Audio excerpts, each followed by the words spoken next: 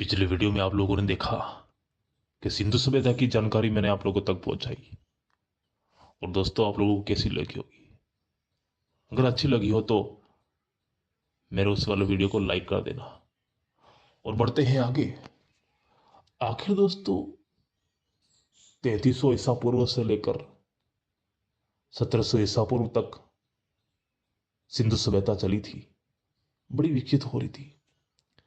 बड़े बड़े शहरों का निर्माण कर दिया था। उसके बाद जब अगर हम देखते हैं तो वहां की कुछ घटनाएं 1700 ईसा पूर्व तक वो सभ्यताएं पता चली थी। कोई प्रॉब्लम नहीं थी, कोई हानि नहीं, कोई संकट नहीं। और फिर अचानक 1700 ईसा पूर्व में ऐसा क्या हो गया जिसकी वजह से पूरी की पूरी नगरी पानी के अंदर समा गई। पूरे के पूरे वो शहर पानी के अंदर समा गए। ऐसी क्या घटना हो गई थी? कोई लोग कहते हैं कि वहां आर्यों का आक्रमण हो गया था। सिंधु घाटी सभ्यता के जो शहर थे उसको तबाह कर दिया गया था। तो दोस्तों, ऐसा नहीं हो सकता है कि कोई विकसित सभ्यता हो उसे कोई आसानी से नष्ट कर दे। ऐसा नहीं हो सकता है। अगर नष्ट करते हैं जो लोग, अगर कोई नष्ट कर दे तो क्या नष्ट करेंगे? एक तो मकान को तोड़ देंगे। कोई पूजा स्थल होगा उसको तोड़ देंगे, या कुछ लोगों को मार पीट देंगे। इसके अलावा वो लोग क्या करेंगे? आखिर सभ्यता को नष्ट कैसे करेंगे? बड़ी बड़ी विशाल जो सभ्यता थी, सभ्यता को दोस्तों मिट्टी के अंदर दबा देना। कहाँ उन लोगों के पास बुलडोजर थे? कहाँ जेसीबी थी? कहाँ इतने लोग थे जो मिट्टी ला लाकर उस सभ्यता के ऊपर, जो उस नगर थे उस नगरों के ऊपर मिट्टी डाल दिया और जमीन के अंदर उसको दबा दिया। ऐसा कैसे कर सकते हैं? और ऐसा करने में भी काफी टाइम लगता है। और जो आप लोगों को एक जानकारी मैं बता देना चाहूंगा। अगर कोई लोग, अगर कोई आक्रमणकारी लोग शहरों को अगर अगर तबाह कर रहा है तो फिर कैसे करेंगे? जो हम 7 शहर देखते हैं, 7 नगर देखते हैं, वो तो अलग अलग क्षेत्रों में मौजूद है। और सभी क्षेत्रों में एक जैसा हाल हो गया। सब धरती के अंदर समा गए, उसके ऊपर मिट्टी आ गई। तो ऐसे कैसे हो सकता है? जो आक्रमणकारी थे उन लोगों को, उन नगर को कैसे इस तरह से दबाया होगा? ये बड़ी अटपटी बात है। इस बात को नहीं समझा जा सकता है कि आक्रमणकारी जो है वो सिंधु घाटी के या हड़प्पा नगरी, मोहनजोदड़ो जैसे शहर को मिट्टी के अंदर दबा पाए।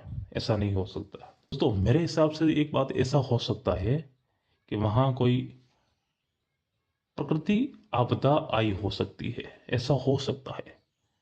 कोई ऐसी प्रकृति घटना जो है वो हो सकती है। कोई पानी का बहाव हो सकता है, या कोई भयंकर बाढ़ हो सकती है, या जल स्तर हो सकता है। समुद्र में जब उफान आ जाता है ज्यादा, तो पानी का जो जोका है, लहर है, वो भी शहर शहर को डुबा सकता है। तो ऐसी कुछ घटनाएं जब वहां हुई होगी तो हम लोगों को तो ऐसे ही मालूम चलता है कि वहां कुछ घटना ऐसी होगी कि पूरे के पूरे शहर तबाह हो गए। और जब वो सब कुछ शांत हो गया, वो जो जल स्तर, जो समुद्र है, पानी बिल्कुल शांत होने के बाद जब पानी पीछे हट गया होगा या सूख गया होगा या किसी और दिशा में चला गया होगा, तो उस जगह पर अगर देखा जाए तो सिर्फ मिट्टी मिट्टी हो गया।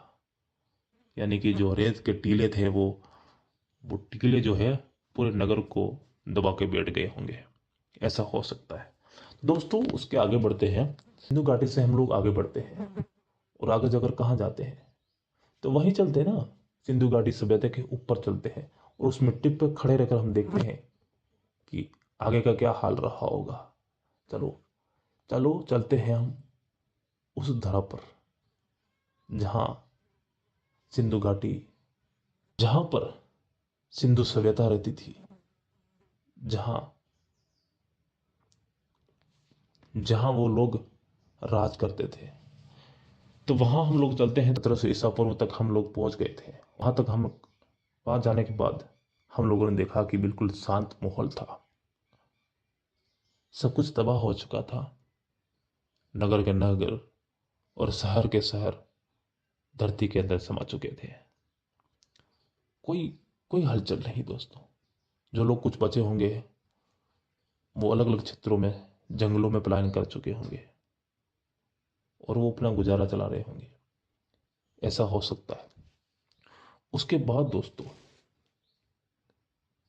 उसके बाद एक एंट्री होती है आर्यों की, जो कि पूरे 200 सालों के बाद 1700 ईसा पूर्व में सिंधु घाटी की घटना हुई थी। शहर के शहर तबाह हो चुके थे और 1500 ईसा पूर्व में आर्यों का आगमन हो गया। पता लगता है कि किसी ने खबर दिया था, या ऐसा भी हम लोग सोच सकते हैं कि हम ऐसा भी सोच सकते हैं कि उन लोगों ने सोचा होगा कि उस क्षेत्रों के अंदर जल प्रलय होगा, जल प्रलय हो गया होगा, लोग तो डूब गए होंगे, मर गए होंगे। क्यों ना हम लोग चले वहां पर और वहां पर कुछ चीजें हमें मिल जाए, कुछ सोना चांदी हमें मिल जाए, क्यों ना हम लेने चले। दोस्तों, जो कुछ बातें हुई होंगी वहां पर, वो तो मैं सिर्फ कल्पना करके कह रहा हूं और कहीं पर ऐसा लिखा नहीं है दोस्तों। सिर्फ कल्पना करके मैं कह रहा हूं कि जो आर्य आगमन जब हुआ था आर्यों का, तो वो लोग क्या सोच कर आए थे हमारे भारत में। चलो आगे बढ़ते हैं।